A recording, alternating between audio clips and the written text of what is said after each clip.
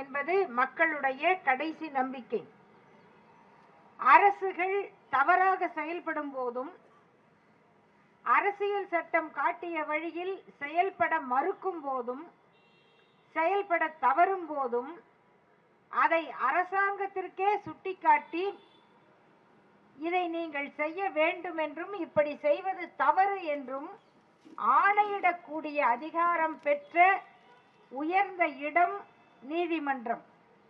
அதிலும் உயர்நீதிமன்றம் என்பது பல்வேறு அதிகார எல்லைகளை தனக்குள்ளே கொண்டு எவ்வளவு பெரிய பிரச்சனையிலும் அந்த அதிகாரத்தை பயன்படுத்தி ஒரு நாட்டை, அரசாங்கத்தை வழிநடத்தக்கூடிய பெரும் பொறுப்பை கொண்டிருக்கக்கூடியது. அப்படிப்பட்ட உயர்நீதிமன்றத்தில், இன்னும் உச்ச நீதிமன்றத்திலும் அப்படித்தான் இருக்கிறது.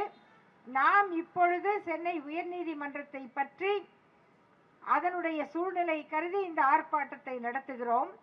அப்படிப்பட்ட உயர்நீதிமன்றத்தில் பதவிக்கு வரக்கூடியவர்கள் யார் வருவார்கள், எப்படி இருப்பார்கள் என்பதற்கு நம்முடைய சென்னை உயர்நீதிமன்றத்தின் பழைய நீதிபதிகளுடைய புகைப்படங்கள் இருக்கும். அவை ஓவியமாக வரையப்பட்டு அந்த நீதிமன்ற வளாகத்திற்குள்ளாக மாட்டப்பட்டிருக்கும். அந்த படங்களை எல்லாம் பார்த்தால் முதலில் வெள்ளையர்கள் இருந்தார்கள். ஆங்கிலேயர்தான் இந்த நீதிமன்றத்தை தொடங்கியவர்கள். அவர்கள்தான் நீதிமன்றத்தை நிறுவியவர்கள், நீதிமன்ற முறையை நிறுவியவர்கள். நீதிபதிகளாக அவர்கள்தான் இருந்தார்கள். எனவே தொடக்க காலத்தினுடைய நீதிபதிகளுடைய படங்களை பார்த்தால் அவர்கள் ஒரிஜினல் வெள்ளைக்காரர்களாக இருந்தார்கள். அப்படியே 1800ஆம் ஆண்டுகளின் இறுதியில் இருந்து தொடங்கி உள்நாட்டு வெள்ளைக்காரர்கள் படம் வந்தது.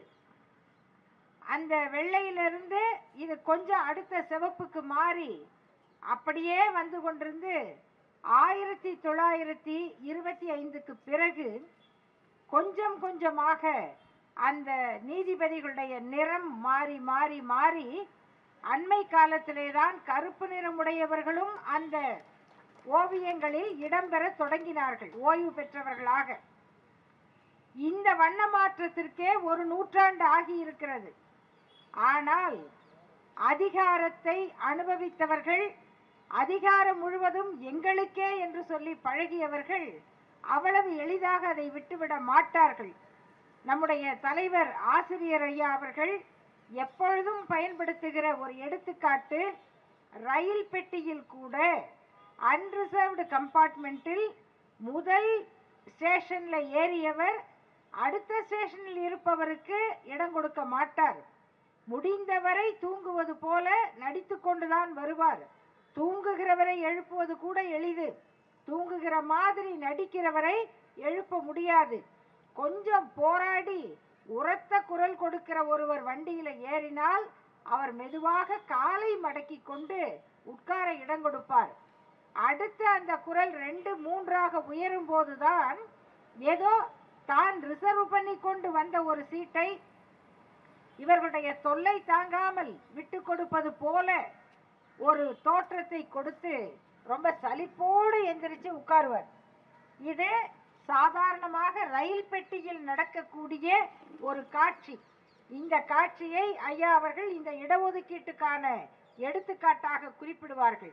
அந்த இடத்தையே அவரால் விட முடியாது என்று சொன்னால் எத்தனை அதிகாரமும் அதற்கு தொடர்பான எத்தனையோ வாய்ப்பும் வசதிகளும் தங்களை சார்ந்த அத்தனை பேரையும் உருவாக்கி விடக்கூடிய இடமுமாக இருக்கக்கூடிய அந்த பதவிகளை அது எங்களுக்கு தான், எங்களுக்கு பிறகுதான் மற்றவர்களுக்கு என்று சொல்லக்கூடிய மனப்பான்மை உடைய பார்ப்பனர்கள் அவ்வளவு எளிதில் விட்டுவிட மாட்டார்கள். ஒரு நூற்றாண்டுக்கு முன்னால் தந்தை பெரியார் அவர்களுடைய கருத்துக்களை தமிழில் குடியரசு வருவதை போல ஆங்கிலத்திலே ரிவோல்ட் என்ற ஆங்கில ஏடு வந்த போது அந்த ரிவோல்ட்டினுடைய தொகுதிகள் எல்லாம் வெளியாகின்றன. அதில் ஒரு கேள்வி பதில் வருகிறது. சமூக நீதி என்பது என்ன என்ற கேள்வி. அந்த கேள்விக்கு ஒரு நூற்றாண்டுக்கு முன்னால் அந்த ஏடு பதில் சொல்லுகிறது. சமூக நீதி என்பது என்னவென்றால், இருப்பதில் முதல்ல பார்ப்பனர்களுக்கு கொடுத்துவிட்டு பிறகு மற்றவர்கள் பங்கிட்டுக் கொள்ளுங்கள் என்று சொல்லுவது அல்ல. இருக்கும் அனைத்தையும் எல்லோருக்கும் பங்கிட்டு கொடுங்கள் என்று சொல்லுவது என்று ஒரு நூற்றாண்டுக்கு முன்னால் பேசினோம். என்ன கொடுமை என்றால், ஒரு நூற்றாண்டுக்கு பிறகு திரும்பவும் அதை பேசக்கூடிய சூழ்நிலை உருவாகி இருக்கிறது.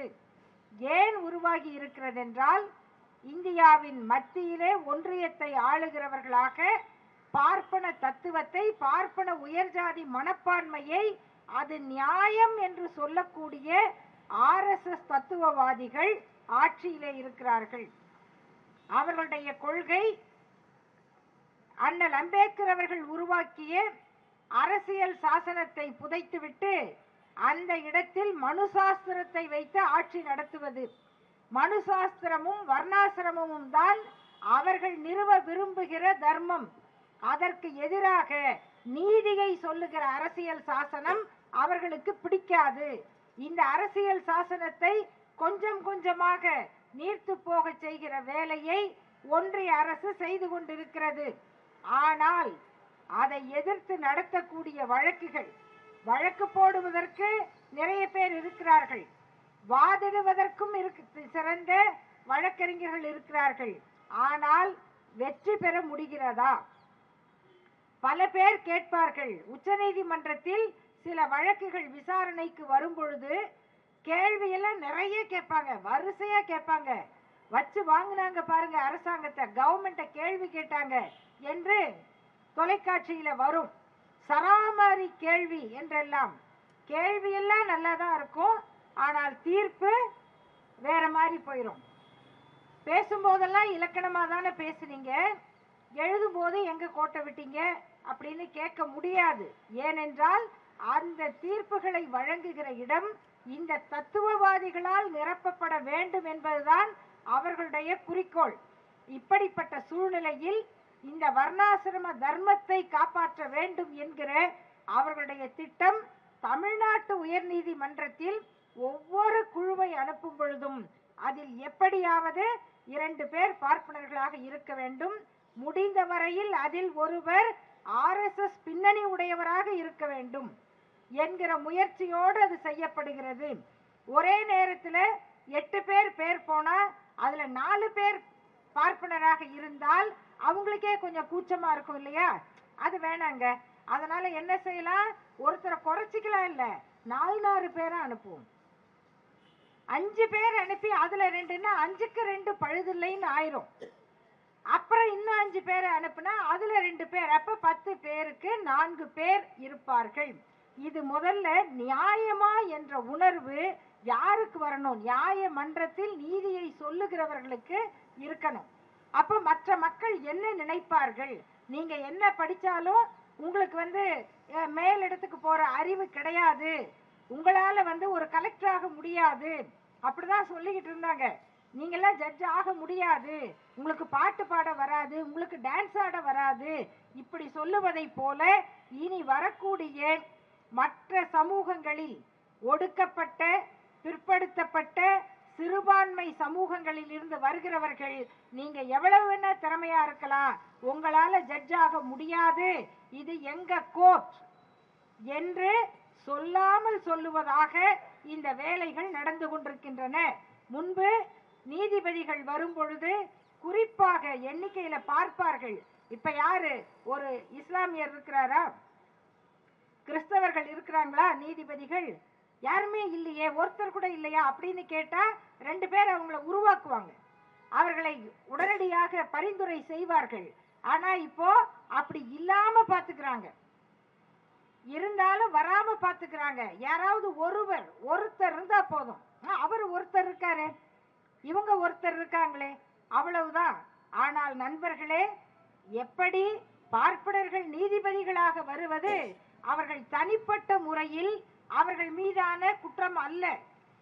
இவர் வந்தா நல்லா இருக்க மாட்டாரு, அவர் வந்தா சரியா இருக்க மாட்டாரு, இவருக்கு அறிவில்லை, திறமை இல்லை என்பதல்ல நம்முடைய கருத்து.